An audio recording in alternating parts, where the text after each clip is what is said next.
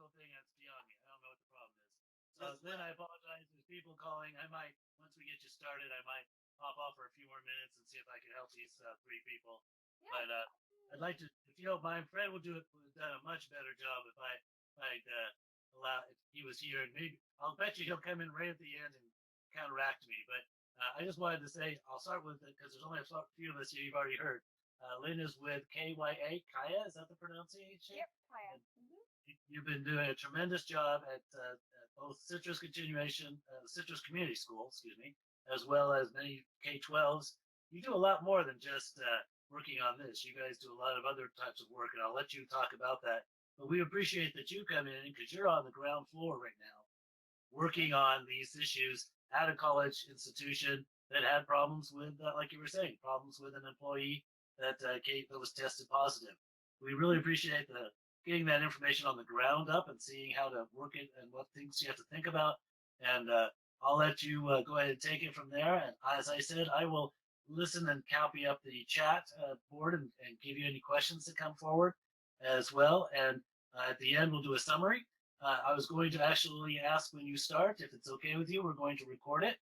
Connie's going to record it for us, and we'll have that available to people that obviously want to be on this call but can't make it. We'll make it available to them, as well as I'm going to do a summary with you, as you and I have talked about it, that we can put out to some of our members that unfortunately at the last minute said they couldn't be here. So with that, Lynn, I would like to let you get started.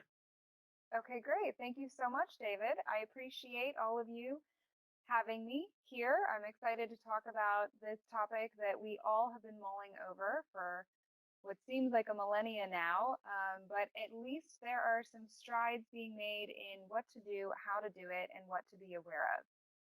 So I'm going to go ahead and just dive right in. I'm sure we all have seen, there we go. I'm sure all of us are familiar with a lot of the stuff that's out there. The green in the lower left corner is, it's a static applier. And basically what it does is it uses positive and negative ion technology so that as you spray a coating, it creates a covalent bond and gets not only above but underneath items as well. So if you spray it in a room, a fogger, which is the blue shown on this slide, it will disinfect and it'll fill the room with kind of like a misty, steamy looking disinfectant, and that settles onto every surface, but it doesn't get the underside or around objects. The electrostatic applier does because of the way that it charges the molecules. So those are two things we're seeing a lot of, especially in community facilities. If you're in Parks and Rec or community center, schools definitely are leaning on this heavily. There are also a lot of potential uses UV wise. This is a more expensive option. Some are putting UV additions, retrofitting into their HVAC systems just to help kill additional throughout their air ventilation. I personally haven't seen anyone like this image that's doing an entire room because UV only kills what it touches. So once again, you have to have pretty comprehensive coverage if you're going to go the direction of UV. And then, of course, there is the full top to bottom sanitizing and disinfecting that we like to do with commercial size application. So this is what a virus looks like. It is 1,000 times smaller than a bacteria. And why that's important and relevant. Lynn, this is David. Lynn, I'm so sorry. Do you mind sharing your screen? I think we're not able to see your screen. Oh no. You were at one time. Oh, maybe on my phone. Like I'm using a cell phone, so maybe I can't see. I could see it. Sorry. Okay. Okay, that must be me, just me. No problem. No. Continue, please. Absolutely. Is it still sharing, or did I click on? No, now it's not. Okay, sorry. Hold on, we'll get you back. Let's. That's okay. I got it. There we go. Excellent. Perfect. Thank you. Yeah, no problem at all. So the reason why this is important when we're talking about COVID-19 or any other virus is because it's so tiny, it impacts different surfaces in a different way than what we're accustomed to with bacteria, mold, or mildew, which are also very standard issues that facilities tend to deal with all the time. So, to introduce you to this specific virus with COVID, I borrowed a couple slides from UCSF. I was on one of their presentations, and they had some pretty interesting data that they had done on testing in terms of the persistence of the CoV-2, which is the same, that's just the scientific terminology for COVID-19. And they decided to test not only different types of surfaces, but what environments those surfaces were in. So whether they were porous versus non-porous, hard surface versus tactile material, and the environment as to the temperature and the humidity within. And so this is a little bit of what they found in terms of the half-life when COVID is on an item or aerosoled into the air. And when I say aerosol, I mean the little particulates that come out as we speak, as we cough, as we sneeze. We're constantly sending aerosol particulates into the atmosphere around ourselves as we go about our daily lives. So the virus does die with time, although that's not a solution to disinfecting. It does let us know how long should we let an area rest before potentially sending in a cleanup crew to deal with that contaminated area. So the good news is that the half-life is pretty fast. So they say if you want to play it safe, let the area stand for 24 hours before sending in a clean crew, since it has been contaminated with COVID-19. And if you're not sure tracing wise as to where the contaminants were housed within a building, to be perfectly honest, if you enlist a professional company, it's pretty economical per square foot of the building. So you might as well play it safe and do the whole building as opposed to just a wing, unless you can guarantee that contamination was contained in only one area. So the interesting thing is that the half-life actually changes depending on what material the virus gets on. So for something that is a little more porous, like cardboard, it survives shorter than if it's on a direct hard surface like stainless steel, plastic, or even glass. So that's something to take into consideration when you're dealing with your facilities and how you clean them. In terms of transfer, they tested a dollar bill and clothing and then hard surface like stainless steel handrails as to how much transfers from that surface to a newly introduced surface. And the interesting thing is that actually anything really porous like paper was very, very low transition, which is great news. So as schools or facilities are thinking about having, a sign-in sheet or pieces of paper in some ramification, the likelihood of transmittal on those pieces of paper is very, very low and highly unlikely. However, transition rate goes up when the humidity goes up. So for whatever reason, if you're in a more humid environment, I know we have David from Hawaii. Hawaii might be a little more prone to transmittal because of that higher humidity environment that even gets into the internal integrity of a building as well. Now, HVAC helps because it's basically a dehumidifying process as it cools the air, but even within like a rec center, showers, locker rooms, stuff like that is something to think of as we're dealing with this virus. The other good news is that sunlight does have a really great kill ratio and turns the half-life into much shorter when it comes to viruses, not only COVID-19, but others like MRSA and SARS and other viruses that we're accustomed to dealing with on a daily basis.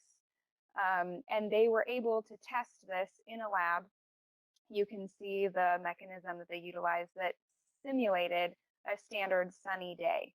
So for those of us in California, we have some surfaces, as long as they're in the sunshine, that helps a little bit, which is why typically grass and outdoors, they feel pretty confident as long as you maintain your 6-foot distance from each other. It's very unlikely that you're going to pass along and contract COVID-19 from each other. Then, could I ask very quickly, for the sunlight, is it the light or is it the heat that kills it?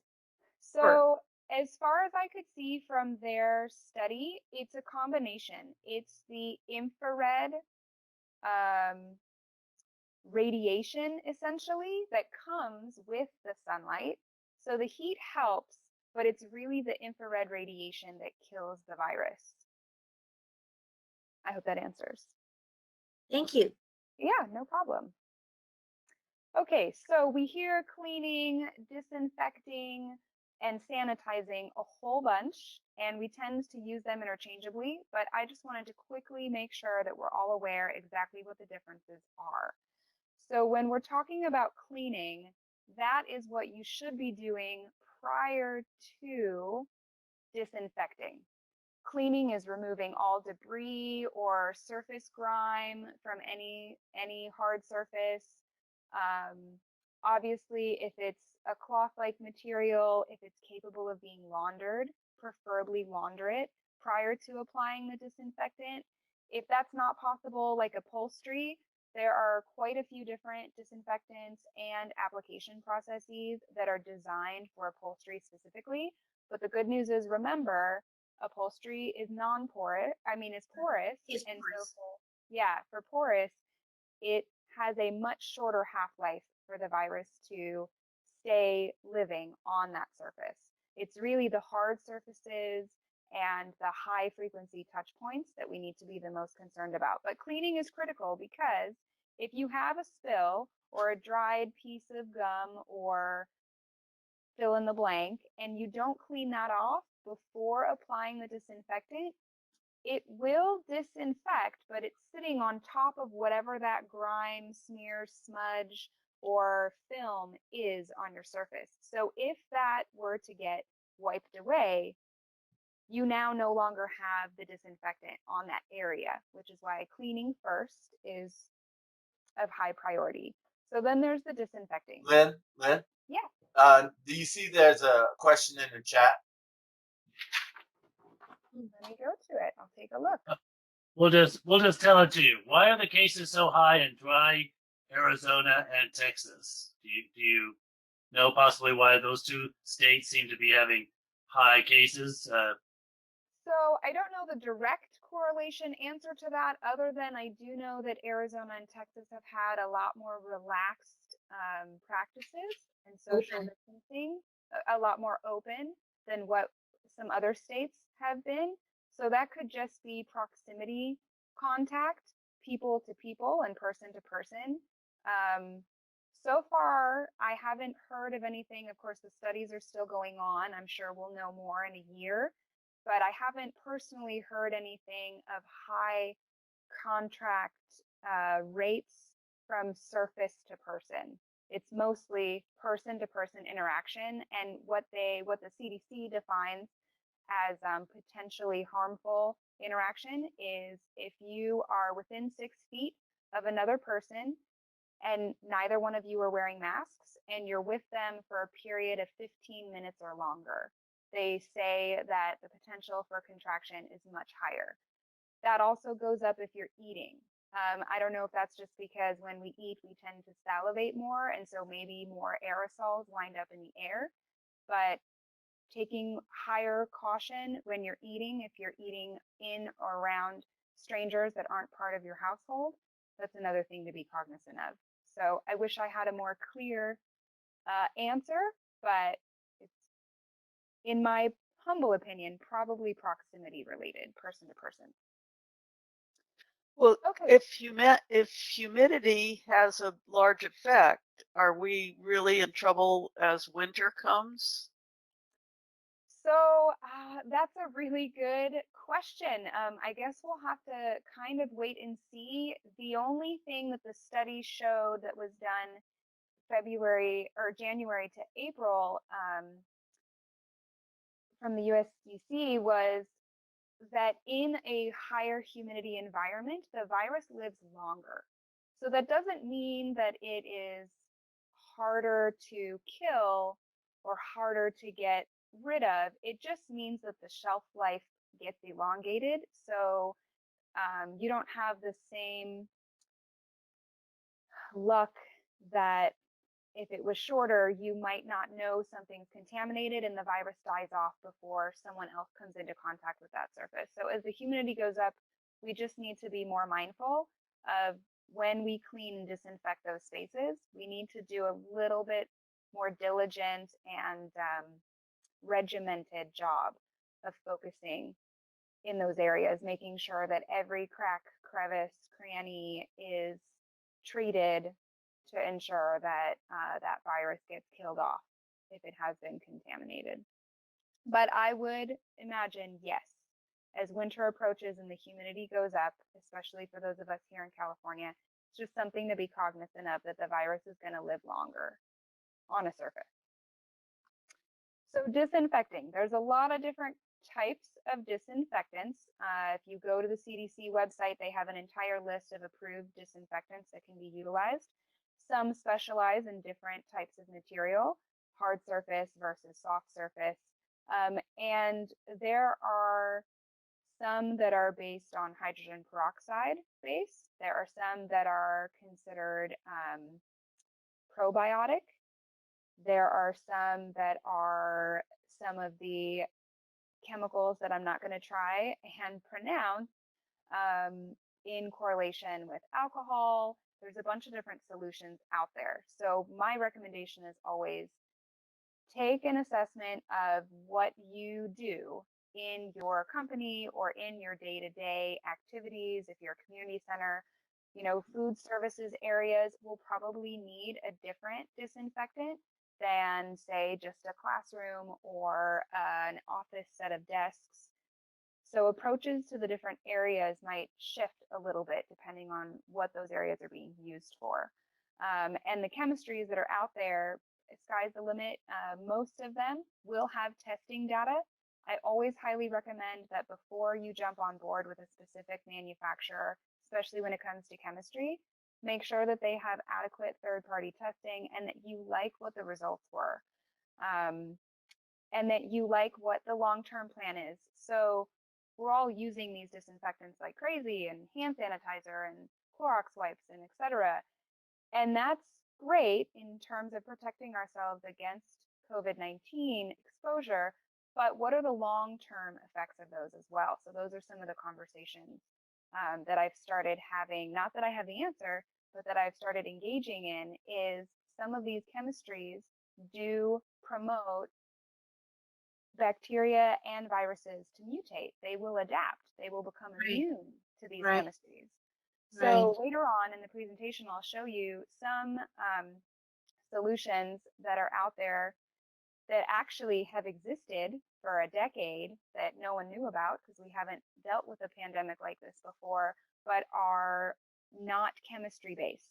They're a different way to disinfect that does not encourage the mutation, which is great in terms of what does our long term look like moving forward. Yeah. So then, of course, there's also sanitizing. Oops, sorry about that. Sanitizing. So a lot of people use disinfecting and sanitizing interchangeably. I caution anyone that could potentially deal with a liability situation, only use disinfecting. And the reason I say that is because sanitizing is an agent that minimizes the amount of the number of the bacteria or the virus that is on something. It just makes it a lot less, but it doesn't eradicate it entirely, and it doesn't have any perpetuating qualities to it. So It's more like the hand sanitizer that we're accustomed to. Think of hand sanitizer when you think of sanitizing.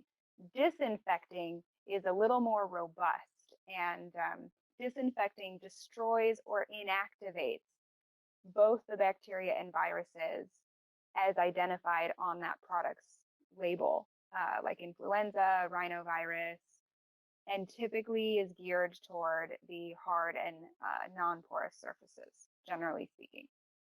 So I hope that brings some clarification. And definitely don't ever use the terminology sterilized. That just eradicate from your vocabulary, because the only things that are sterile are those that are in a package wrapped in plastic and got into that sterilized plastic the second they were created and not exposed to anything outside of that little microcosm. So please don't claim anything is sterilized. Only the stuff in the doctor's office that they peel open, that's sterilized. Nothing else can be claimed that. So avoid that for liability. Okay, so reactive protocols. We've all been kind of dealing with this as this pandemic hit all of us. Reactive is great. Call to action, tried to formulate a plan, had to do something. A lot of times for those of us, at least for Kaya, we started upping our cleaning crew. We started upping our employees' interaction with self-cleaning. We made access stations in order to utilize sprays and wipes and soap and water, etc., and paper towels, disposable, so that after a surface has been cleaned, it can be properly disposed of so that you're not cross-contaminating anything. And the first step in that is also, like I said previously, cleaning. So we need to make sure a surface is clean before we disinfect it, so that that disinfecting actually gets to all the surface and isn't blocked in any way where it can then be recontaminated at a later date. So, oops. Sorry, my screen just went black. I hope it didn't do that for anybody else. There we go. So what does this mean for more than just inside office spaces? A lot of places have recreational fields, bleachers, pool areas, pool decks, etc. So I would say whatever standard cleaning protocols you guys already have in place are a great foundation, and then just add addendums and add areas regarding COVID-19 to your already existing plans. Definitely make sure that the blowing of debris or the collection of trash prior to any additional steps is taken first. And then sprayers have seemed to be the most cost-effective and time-effective in terms of application. There are certain, if you don't want to hire a company to come in and do it on a commercial basis, there are individual units that can be purchased that only require minimal training. And the most important part is getting the chemistries right and having the proper PPE, which is the protective gear, in order to utilize those types of equipment. So on the first slide, when we first started, I showed the difference between a fogger and an electrostatic sprayer. The fogger only requires a dust mask, gloves, an apron, goggles, and it's as long as you're using approved disinfectants for that particular machine, there isn't high risk in terms of exposure for the chemistries to the person that's utilizing it. Now, when it comes to the electrostatic sprayer, that's a little different because, as I said, with the covalent bond, it wraps things entirely. It gets under stuff. From a molecular standpoint, we think that my keyboard is touching my desk, but at a molecular level, there's a gap. And so that electrostatic gets into that gap and coats everything. Well, that means that the person applying it also gets coated head to toe all the way around.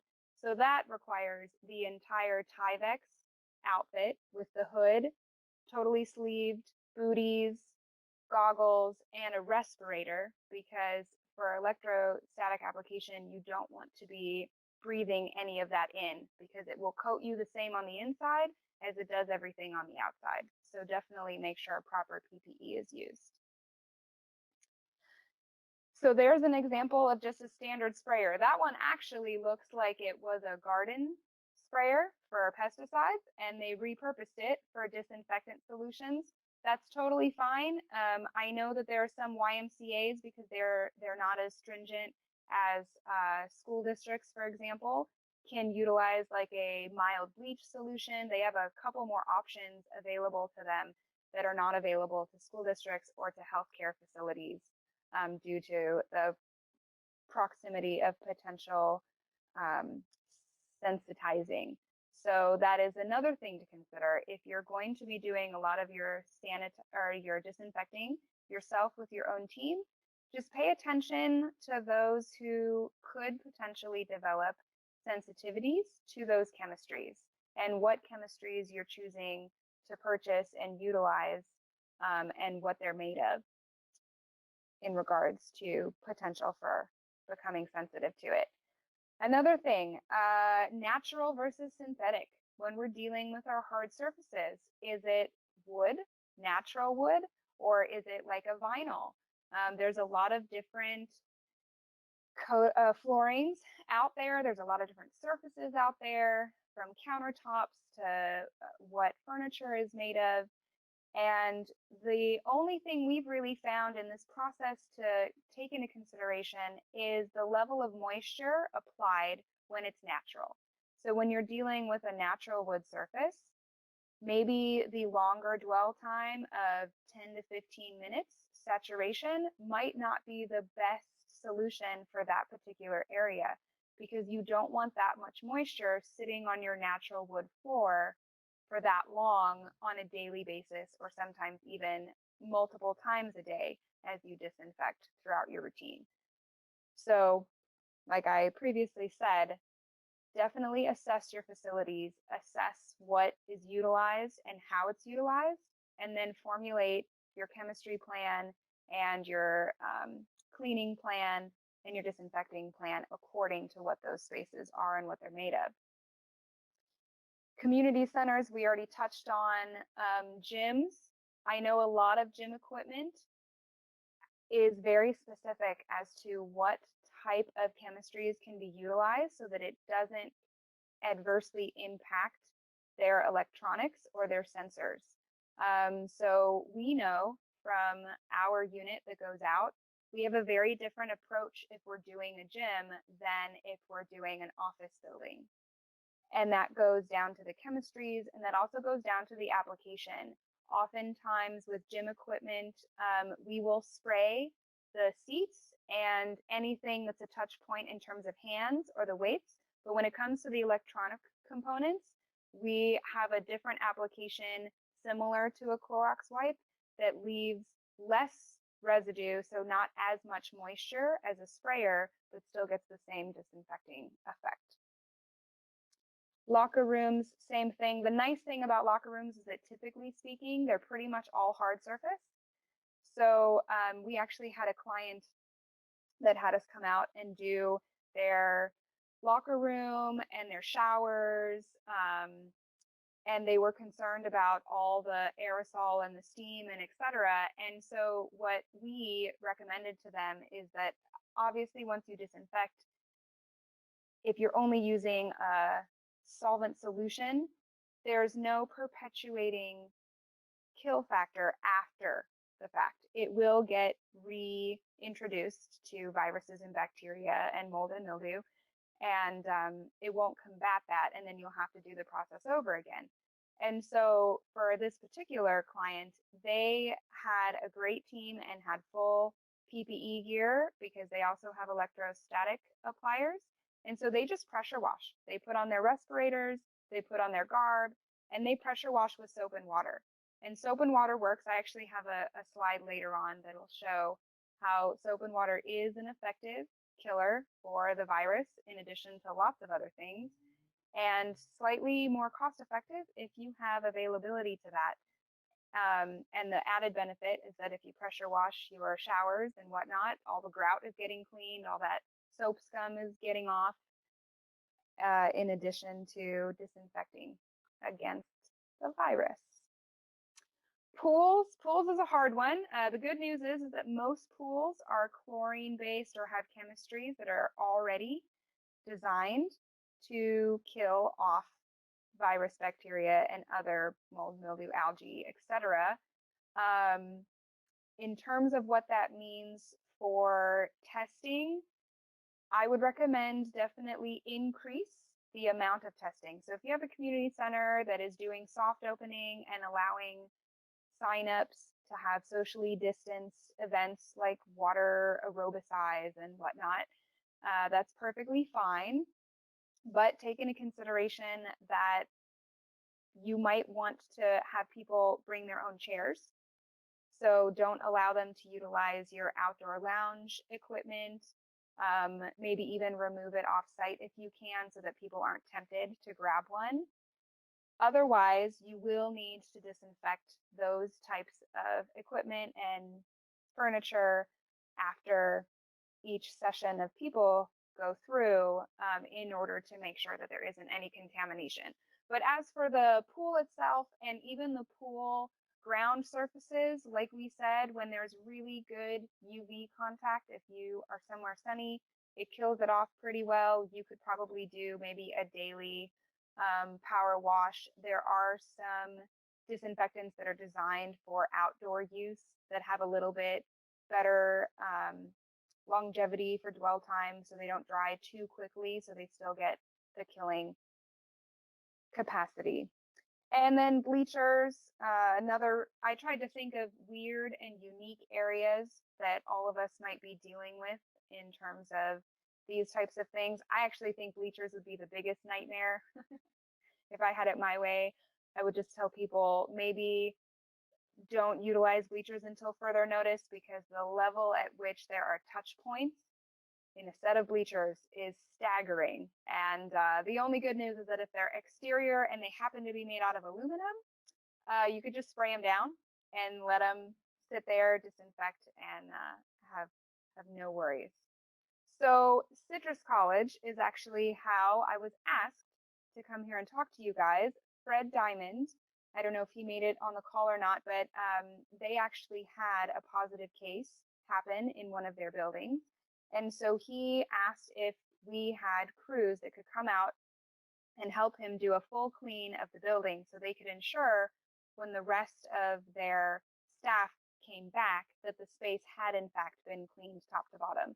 So as you'll see here, our team wears pretty much the most possible when it comes to PPE, and that's because as they go through the different spaces, most of them are going to be switching back and forth between whether they're doing a topical wipe down, whether they're cleaning mouses and keyboards, versus going into a bathroom and doing an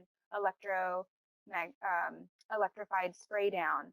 So it's just for ease of use to protect them and to protect against contamination, because between each area, they actually get a wipe down themselves. So by being in Tyvek, they can ensure that after they finish disinfecting a room, they can come out and have a third party team member disinfect them before they move on to the next, and so on and so forth. It goes in a sequence, starting from typically one corner of a building and working its way across to the opposite corner. Preferably, we like to plan for an entrance and exit route that is not through the same route. We like to enter and exit through the opposing side, so that we know when those doors lock behind us, in fact, everything has been disinfected and there hasn't been a chance of contamination with any of the cords or plug-in or anything like that. So if you are going to disinfect your own site with your own team, It's just like if you're mopping a floor, think of it like that. Start in one corner, work your way toward the exit. And then once you exit, make sure you don't re-enter and move on to the next space and do the same thing. So just try and be systematic about it. And I do have some resources if you guys are interested in some of the mapping techniques that have been drawn out and some of the facilities. A lot of them are school related because that's predominantly most of our client base, but they're still really helpful if you're trying to devise a facility plan for your day-to-day cleaning and disinfecting routine. So this just shows a different area. They actually have a hair cutting school, so we got to go in and disinfect all the hair cutting as well. And as you'll see, there are guys doing wipe downs. There are guys making sure they are getting in all the nooks and crannies and crevices. They have Q-tips. They have pretty much every type of disposable applicator possible to ensure that all those little nooks and crannies really get touched by that disinfectant. And then you'll also see the gentleman to the right who is creating the aerosol. So sometimes it helps after doing the nooks and cranny wipe down is to do an aerosol spray and then let it have that latent sit time to disinfect. Some are okay to let it dry and then that's it. You don't have to wipe it down afterward. Just depends on the surface. Typically with glass, because nobody likes streaky glass, you wait until that latent time period is up to kill, and then you clean it off to make sure it's nice and clear and shiny again. But for most hard surfaces, if you don't have to see through them, it's fine to just let it air dry. So they also did their fleet vehicles, which is, I love that they gave us an example because we talk about it all the time, but it's such an easy area to forget about. You know, you disinfect your manufacturing plant, but you don't disinfect your fleet of vehicles if that person could have had contact with those vehicles. So Citrus College did it right from top to bottom. They made sure every potential contamination zone was handled and handled by a professional crew. We are willing and happy to help train if you have any team members or if you have a custodial crew that wants to learn how to properly disinfect a space. We do have some training capacity to help with that if anyone needs help. So proactive protocols. We just basically discussed a lot of reactionary things as this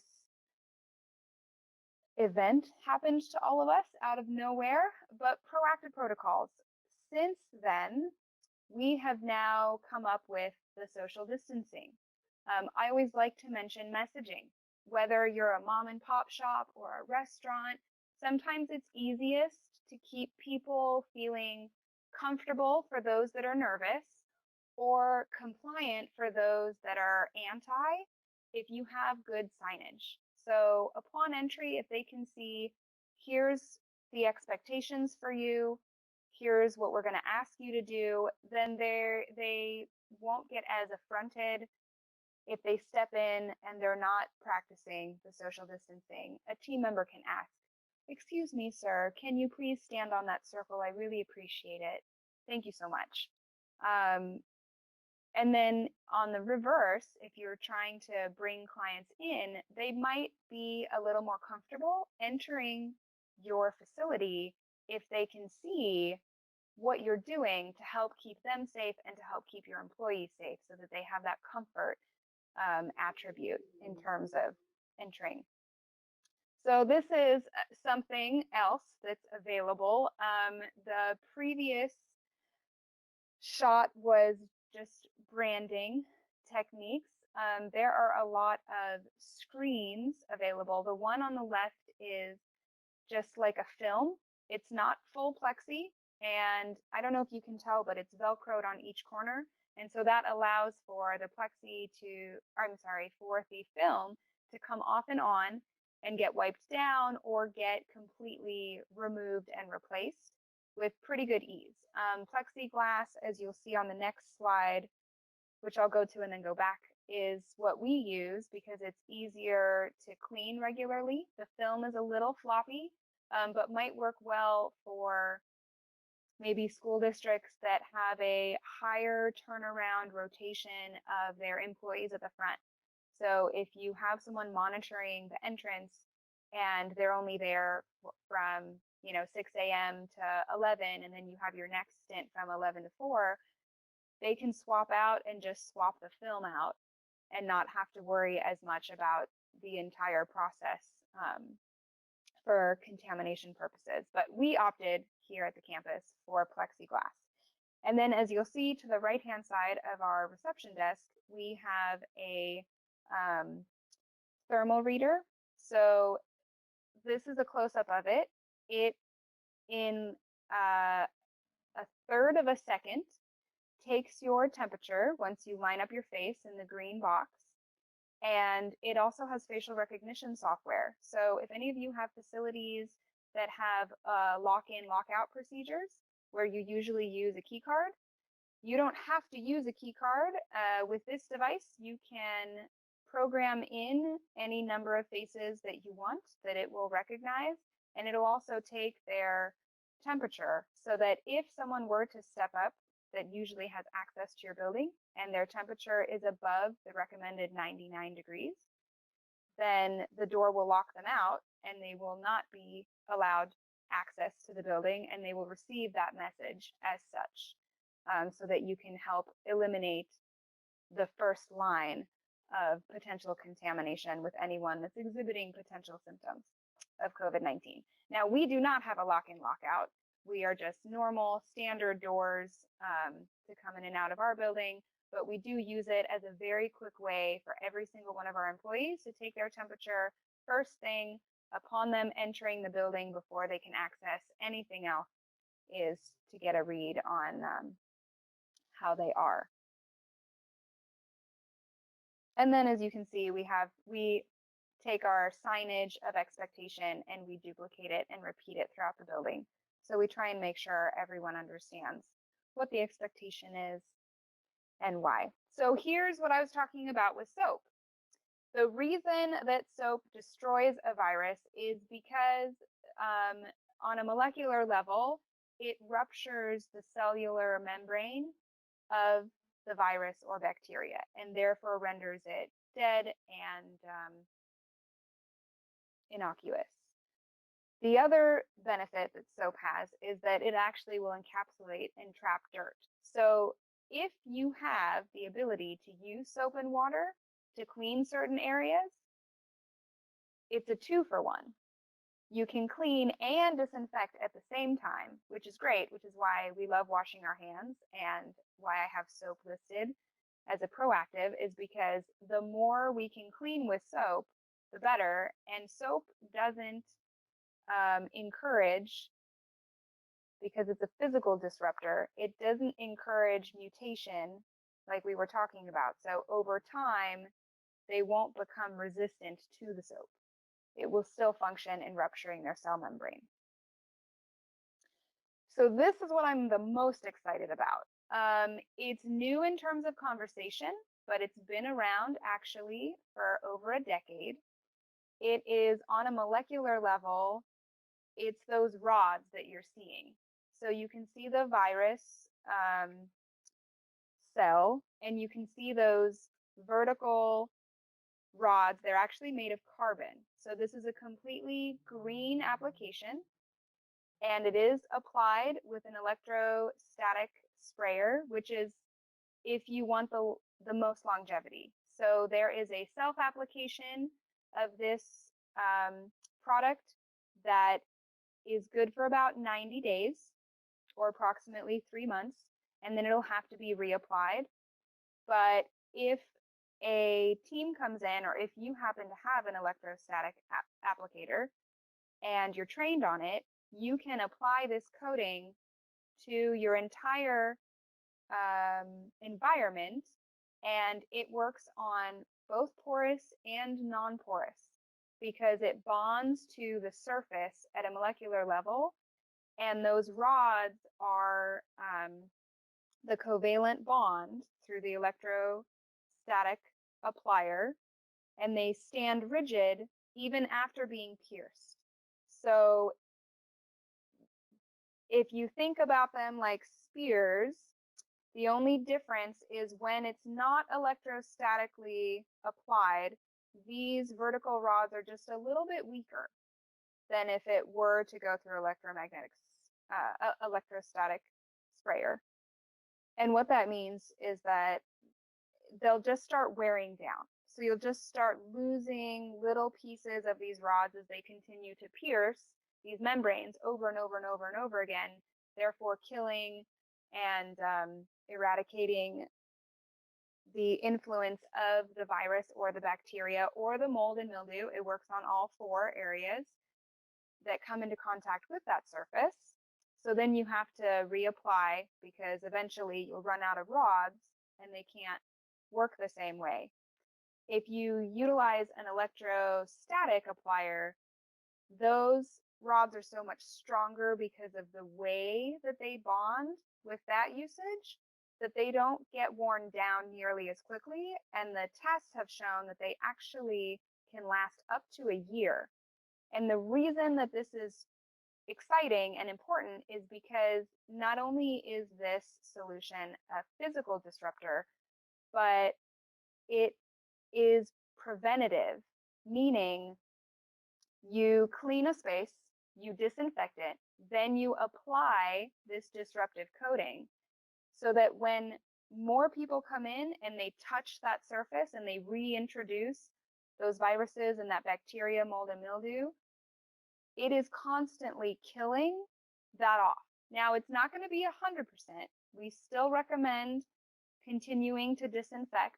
It's just, it helps minimize the growth potential on that surface down to a manageable degree, and it elongates how long a space can stay disinfected. So I guess in layman's terms, if I were to apply that coating to my desk today, and I have the study actually on it, if any of you are interested in it, then as I come back day after day and touch my desk, I'll only see a tiny percentage of growth from what I'm introducing to my desk over the course of those 90 days. Now, in the beginning, it's going to be close to nothing. And then a little bit at a time, as I recontaminate over and over and over again and keep recontaminating the surface, then it will slowly increase. And by that 90-day period, I'll see that it's no longer disrupting and I can go ahead and clean and reapply. The cool thing about this is that the chemistry labs that are coming out, will actually have had this out for a decade. They also have instant testers, which is basically like a swab test that you put into a little handheld reader, and it'll let you know parts per million what range you're in terms of contamination. Now, it won't define whether that's virus, bacteria, mold, or mildew. It can't differentiate between those, but it can tell you how contaminated that surface is so that you know, are you still within the safe range, or are you in the range where it's getting time to clean, disinfect, and reapply again. Question. Yeah, go ahead. When you, let's say you do this disruptive coating and then you're still maintaining that protocol for cleaning, does the cleaning start to wash this off? In other words, is it kind of a catch-22? You still have to clean, but or does it not bother it if you're cleaning on top of this? According to the lab and according to the third-party testing, it does not adversely affect the disruptive coating. Nice. Yeah, which is great news. On a molecular level, they said that these carbon rods are designed to be rigid enough to pierce the membrane, but flexible enough to handle the day-to-day cleaning without breaking down. So within that 90-day period, you should be fine. Now, obviously, if you wait longer than that before reapplying your coating, maybe over time elongated or extended, possibly, but they do claim that cleaning, washing, soap, water, even abrasion is not going to remove this coating because it's a covalent bond on the molecular level. So it's so tiny that we can't disrupt it with ourselves or our items that we use to do this. And then I threw a couple resources up here. Like I said, mostly school related, because that's kind of those who are really heading the conversation. They have no choice. They have to get ready for kids to come back. But there are a few more actually that are available if any of you would like it. The M&O maintenance and operations side of the cash organization came out with some guidelines, all revolving around COVID-19.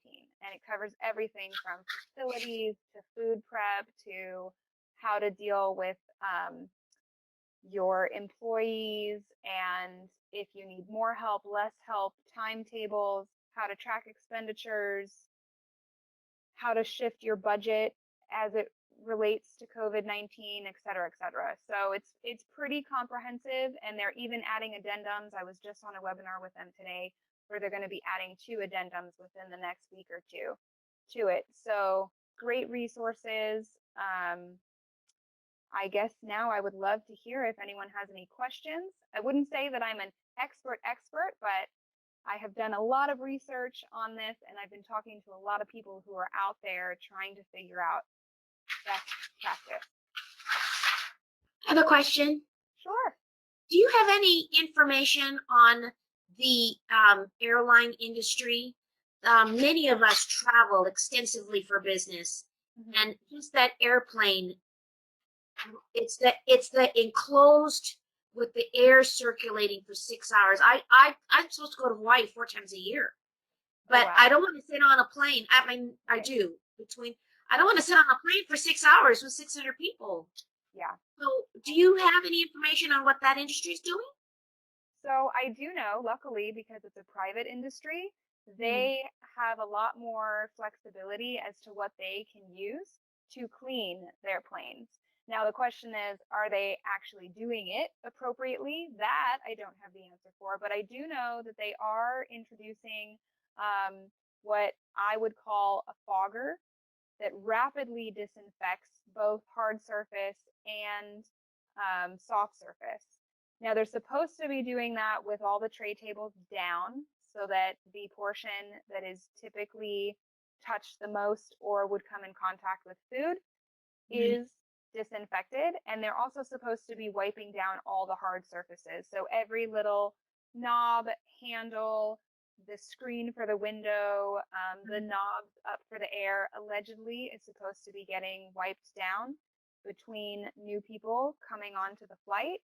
I personally haven't been on a flight yet, so I couldn't say whether they're following that or not, but I'm hoping that they are using some of these better technologies. Like if I owned an airline, I 100% would be using disruptive coatings because it doesn't adversely affect the material at all. You know, I'm not wearing down my upholstery faster or ruining my leather or whatever the case may be. I'm just helping deter growth. Is there something that they can do for that air, the circulating air? So I do know that HEPA filters have come out with, I want to say it's a 13. I could be wrong. I wish Fred was on. He would know exactly which HEPA filter it is, but they actually have come out with a required HEPA filter to use in relation to the COVID-19 virus and viruses in general, because remember that virus is 1,000th the size of the bacteria. So in terms of catching that in a filter, it has to be so much smaller, which means that that system needs to be able to handle that type of pressure. When pushing that airflow through. So I don't know about the older planes, if they are able to be retrofitted with those types of HEPA filters that are now specifically designed for the virus. I would imagine that all new airplanes should be fine. our systems, our HVAC systems and our circulatory systems are a lot more robust these days than they used to be. But I would hope that if they aren't able to utilize the new HEPA filters, that at least they're retrofitting a UV type scenario so that as that air passes through, it's getting that additional kill off exposure to that radiation so that that virus doesn't survive. I don't know if you would be involved in any kind of studies. You're in the industry, and so maybe I don't know if they'll pull you or whatever. So I just want to provide feedback for. We've been in meetings about those of us that travel a lot, and honestly, if there was a surcharge, but it said, you know, our planes are. I'm just going to make it up. Southwest Airlines can advertise that our planes have these HEPA filters and have a protocol cleaning. We're going to charge you $50 extra. I'm telling you, our company would absolutely approve any surcharge to keep the employees safe. Oh, that's great to know. That's Yeah. actually a really good idea in terms of surcharge. I would imagine that that could apply to a lot of different industries, potentially trying to offset these disinfecting protocols and how much that costs when it comes to COVID, trying to keep people safe. That's a great recommendation. Thank you. And the company would pay. Yeah. Obviously, the company would pay. Yeah. And they're saying we would be willing to pay because we're stranded. I'm supposed to, you know, and David in Hawaii, you know, there's a big, huge trade show that's both AIA and CSI and all the designers come, and they're not going to have it this year. All that business that we want to participate in, and they want us to participate in. So the cost is it's just a cost of doing business, and they would happily pay it because we can engage in business again. Of course. Yeah, that makes perfect sense. I mean, what are some of the Did you things? talk? Yeah. Oh, did you talk when you were talking with Fred? I'm sorry he's not on the phone. Did you discuss the air conditioning systems at the school district? The same thing with the either the UV filters, or is that really, if you've already done all the cleaning and you have a good cleaning progress, do you not have to worry about the air conditioning system? So when it's in a large building, as long as your airflow, you definitely want decent ventilation. So if you have an area that you can tell the airflow's off and you're not getting good ventilation, we definitely wouldn't recommend utilizing that area because you want good ventilation with fresh air input. So what a lot of really old HVAC systems do is they're not as good about bringing fresh air in. They just keep recycling what is already inside because it's more efficient that way. They don't have to cool it down or warm it up depending on what region you're in. It's less stress on the old HVAC system, which is why they were built like that back then. But the new ones can handle the capacity. And there are actually control panels, if you didn't know this, in your existing HVAC system, all of them do, that will output data. So you can see how they're functioning and in what areas you're doing well and you're doing poorly. Most of them have a little mini computer if it's a full robust HVAC for a large building per se. And you can pull that data and analyze it and see what's happening with your system. So then you can decide, oh shoot, maybe we do want to look at a potential retrofit of some kind, or maybe the ghost has come and it's time to get a new system, and you can assess those types of situations. But if you have good airflow and that airflow is pulling fresh air in from outside, where it's not solely recycled, then you're doing pretty well. I wouldn't be too highly concerned about adding UV, etc.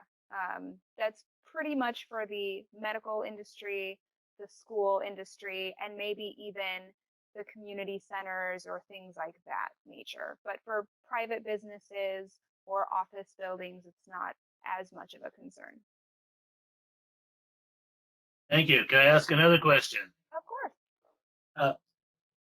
People are worried in the private industry. I've been talking with some private, they're worried about being sued or are being held liable in some government crackdown. Has there really been any?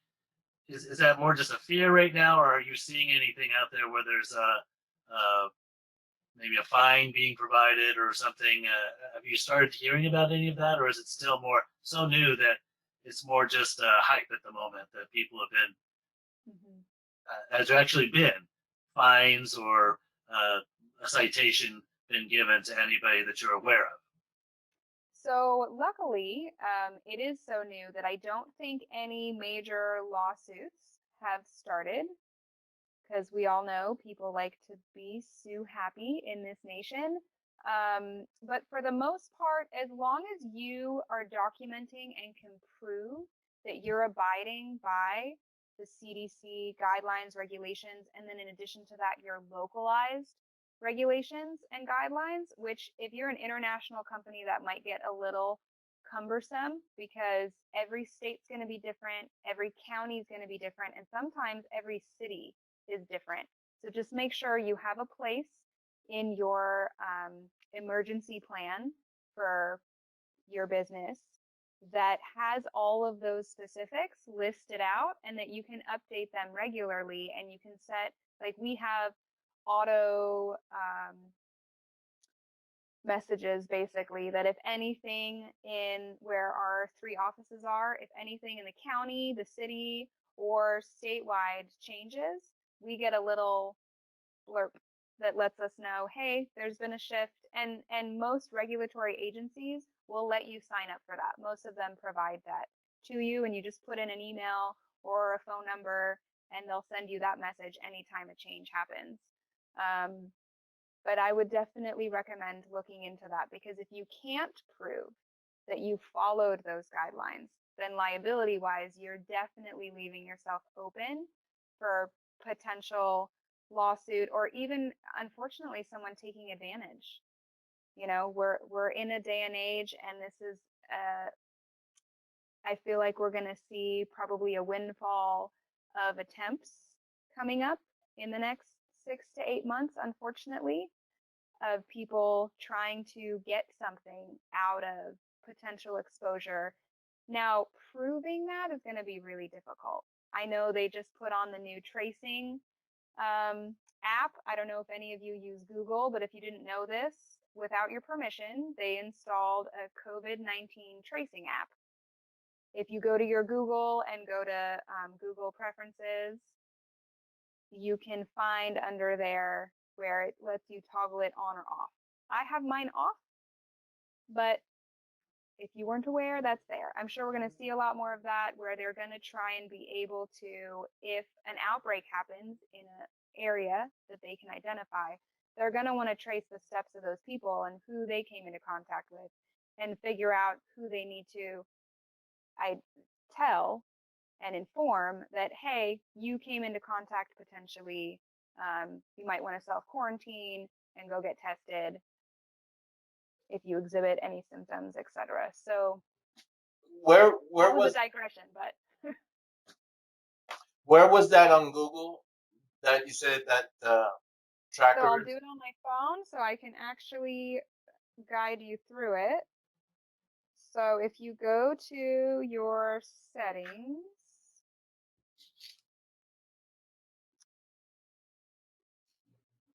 and then you go to Google settings, then you'll see almost as the first thing, COVID-19 exposure notifications. And you can toggle it on or off. Just I don't know. see that. I don't see that. Oh, you don't? No, I don't have Google. I have settings, but I don't have Google settings. And I use Google. Okay. Are you on an iPhone?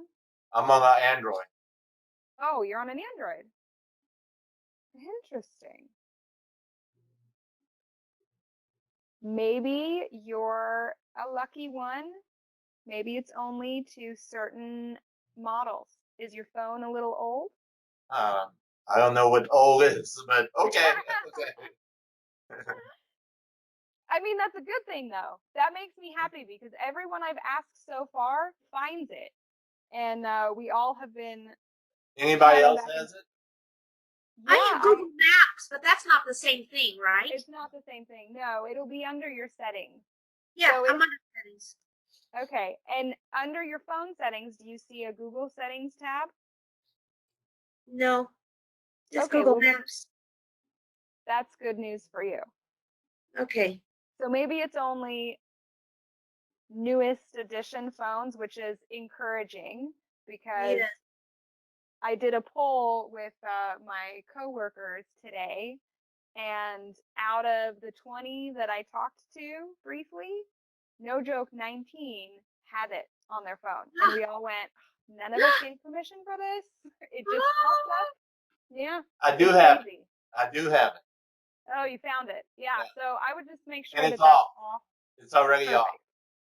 That's perfect. Yeah. I mean, honestly, I have no idea what that means in the small print. I haven't taken the time to read through the policy that I'm sure they have available for reading, but I'll be interested to see what they have listed in there as to the reasoning behind it and what it actually gains access to, which is probably everything. Yes. Yeah. Thanks. Thank you. you're Yeah, that's good. Let me ask another question. Does your company, KYA, or other companies provide to private companies some help with that? Like you were just talking through, I don't think half the companies I'm working with know they're supposed to have those protocols in place and recorded in a proper way. And for example, this auto messaging, if you don't mind, I'm going to tell some of my people I work with Yeah. about messaging. Is there some people like you that can come in, and obviously you should be paid for it, to help them just at least get the basics in? Obviously you can't do everything for them, but I think a lot of these small businesses have no real full understanding of what you just went through. You probably right there could start a little side business real easily just from what you just talked to us about in the last 15 minutes. Absolutely, absolutely. And a lot of education style things we don't charge for. We just want people to be aware and in the know and help pass along resources. We have some guidelines. I could even simplify some guidelines revolving around kind of more the private personal business, since so much of what we do is school related. I would be happy to pull out the best practice from there that would apply to a small business, just in a series of recommendations for them to think about implementing. I know it's a cost and I know it's an encumbrance, but it definitely is a protective feature if anyone, heaven forbid, winds up deciding to take litigation action. I haven't seen much of that yet, so I can't speak to how it'll go, but it's better to be protected. So for us, for example, using Kaya as an example, we have a requirement for masks to be worn entering the building and anytime you get up from your desk. So we're fortunate that the way our desks are situated, we already have 6-foot distancing. So we didn't have to move any furniture around, which was really nice. But if I'm not seated at my desk and I get up, even when I'm the only one here, I still put my mask on to minimize any potential contamination I could give to the space. We also have our custodians that come in every night and do a deep clean and disinfection. And they also disinfect every mouse, every keyboard, every doorknob, every touch point. They go over and make sure that that is officially disinfected. In case the generalized doesn't hit everything. Printers is another thing that people tend to forget about. So if you have a print center in your business, make sure that those printers are getting disinfected, because that's an easy one to forget. And then we actually have a day porter that'll come and help us, restocking things, and she works every day from about 11 to 1, just a few hours. But we always have her go through and do all the touch points again. So all the doorknobs, both sides, the counters in the bathroom, all the counters in the break rooms and our kitchens, just to ensure that all the rails on the stairs, railings in the hallway, anything like that, she disinfects again. So we basically do 2 disinfections every day, but we also have a lot more people probably on our campus that we want to make sure we're not contaminating each other. But our team luckily has been really great about following our guidelines. We ask that no more than 2 people at a time be in our break room or kitchen because we're fortunate that we actually have a really great conference center that's easy to social distance. So that's kind of where people go in to have lunch if they're going to eat on site because it's really easy to space each other out. Yeah, and so far, knock on wood, so far we're good. We haven't had any problems, even with 2 people being tested positive. They both caught it from their children and fortunately did not pass it on to anyone on campus. So our protocols must be working.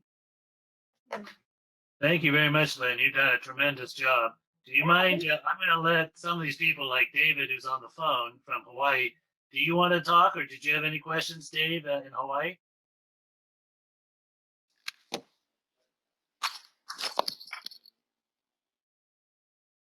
Sorry, say that again. Dave, did you have any questions or anything that you would like to ask? Yeah. Lynn? No, but I commend you for all the thoroughness of it. It was very well and very understandable. I'm on school boards. I'm working on lots of multi-user facilities and so forth, and so it talks to a lot of different applications, not just for education. Thank you.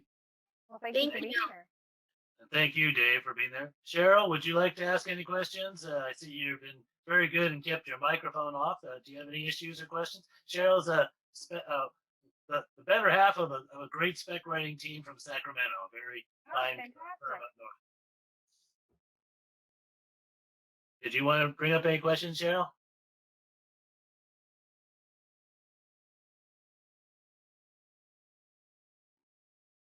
Okay, I guess she's locked up. Margaret, would you like to bring up anything or have questions? No, thank you very much. I would love to have the recording or have, I guess I'm thinking, I'm already thinking of people that could benefit who weren't able to make it today. So could I just refer them to you, Dave, or I would love to have Lynn's contact info as well, maybe to Absolutely. We are, yes. Why don't you send it to me at the moment? But yes, I'm going to be talking to Lynn about how she would like us to get her name out and things. I think we can send her, per her permission, information. I'll work with her directly. Connie and I will work with her directly on how best to get that out, whether she wants us to send out her information, website and stuff, or you want us to gather it and send it to you. But no, there's people that, I'm sorry, that more people didn't show up because they're really missing out on a tremendous amount of information. Thank you again. Cheryl's back on. I'm back. Yeah, I'm back.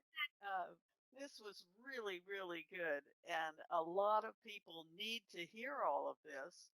Right. And if we can use the recording and share it with other chapters in the region, that might be useful. I don't know if you had plans for that, but we could get a broader audience to hear. Just hearing you talk about the chemical aspects of all of this, Lynn, it's really, really interesting and not something I thought about. I'm just, I'm sitting here.